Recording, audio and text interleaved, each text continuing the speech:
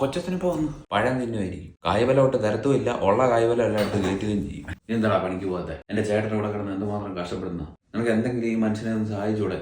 തന്ത ഉപദേശിച്ചാൽ നന്നായില്ല, പിന്നെ എനിക്ക് കൊച്ചത്തിന് ഉപദേശിക്കുന്നത് നന്നാവും. എല്ലായിടത്തും അവന്റെ പേരിൽ നാണം കെട്ടി ഞാൻ മടുത്തു. ചേട്ടൻ വേണ്ട സ്ഥലത്ത് സ്ട്രിക്റ്റ് ആവാത്തതുകൊണ്ട് അവൻ ഇങ്ങനെ ഉഴപ്പിത്തല്ലി നടക്കുന്നത്.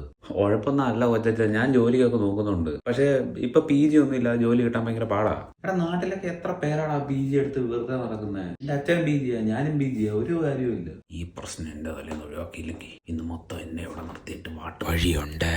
അച്ഛാ കണ്ടോ, നാട്ടിൽ PG ചെയ്താൽ ഗുണമില്ലെന്ന് കൊച്ചത്തിന് വരെ അറിയാം. അതുകൊണ്ടാണ് ഞാൻ പറഞ്ഞത്, ഞാൻ വല്ല UK-ലോ കാനഡയിലോ അവിടെ എവിടെയെങ്കിലും പോയി PG ചെയ്തോളാം. അവിടെ ആവുമ്പോൾ പഠിച്ചോണ്ടെങ്കിൽ പണിയെടുക്കാമല്ലോ. ഇവിടെ ആണെങ്കിലല്ലേ നാണക്കേടുള്ളൂ. UK പോകുന്നത് നല്ല കാര്യമല്ലേ? ചേട്ടാ വീട് പണയം വെച്ചിട്ട് ലോൺ എടുത്താൽ കൊടു, അവൻ പോയി പഠിക്കട്ടെ, അവൻ രക്ഷപ്പെടട്ടെ. കൊച്ചാ അച്ഛൻ്റെ സിബിലിന് ലോണൊന്നും കിട്ടൂല.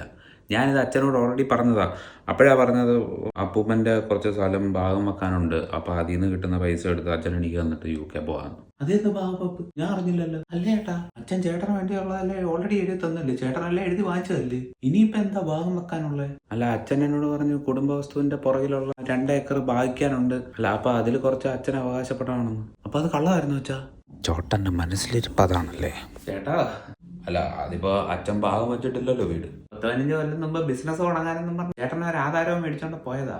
ഇനിയിപ്പോ ആ വീട് സ്ഥലവും മാത്രമേ ഉള്ളൂ ബാക്കി. അതിലും ഇനി ഭാഗം വേണം. അത് കുടുംബത്തെ രക്ഷിക്കാൻ വേണ്ടി ഞാൻ ഉത്തരവാദിത്തം ഏറ്റെടുത്ത് ബിസിനസ് തുടങ്ങാൻ വേണ്ടിയിട്ടല്ലായിരുന്നു. അത് ഭാഗം പൂപ്പായിട്ട് ബന്ധമൊന്നുമില്ല. കുടുംബ വസ്തു എന്ന് പറഞ്ഞാൽ നമ്മുടെ വീടും ആ 2 ഏക്കറുമാണ്. വീട് നീ എടുത്തോ, നീ കുഞ്ഞു മോനായോണ്ട് നീ വീടെടുത്തോ. പക്ഷെ ആ സ്ഥലം എന്തായാലും ഭാഗം വെച്ചാൽ പറ്റും. ആഹാ, അതങ്ങനെ പറഞ്ഞാൽ മതി. അപ്പൊ പിന്നെ എനിക്കെന്തോ ഉള്ളേ? അച്ഛൻ മരിക്കാൻ നേരത്ത് പോയിട്ടില്ല, ആ വീട് സ്ഥലം എനിക്കാന്നാ പറഞ്ഞിരുന്നത്. അങ്ങനെയാണെങ്കിൽ എനിക്ക് നിയമപരമായിട്ട് നോക്കേണ്ടി വരും.